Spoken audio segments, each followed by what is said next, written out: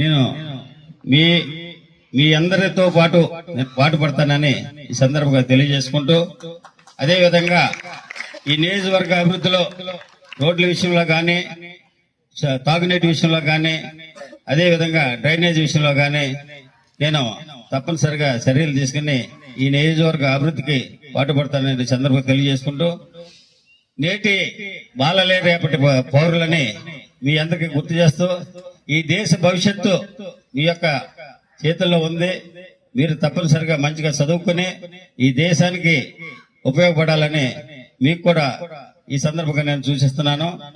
నవభారత రాజ్యాంగ నిర్మాత బాబాసాహెబ్ అంబేద్కర్ గారు ఎంతో కష్టపడి చదివి తను పడ్డటువంటి బాధలు ఇతరులు పడకూడదనే ఉద్దేశంతో ఈ భారతదేశానికి తను రచించినటువంటి రాజ్యాంగాన్ని అందజేయడం జరిగింది. అదేవిధంగా మరి ముఖ్యంగా విద్యార్థులకు చెప్పదలుచుకున్నది ఏంటంటే, ఆయన ఒక ఆయుధాన్ని ఎంచుకున్నాడు. ఆ ఆయుధం ఏంటంటే చదువు. చదువు అనే ఆయుధాన్ని ఎంచుకుని దాని ద్వారాగా ప్రపంచ మేధావుల్లో ఒకడయ్యి ఈ భారతదేశానికి ఆయన ఇచ్చినటువంటి బహుమతి భారత రాజ్యాంగం.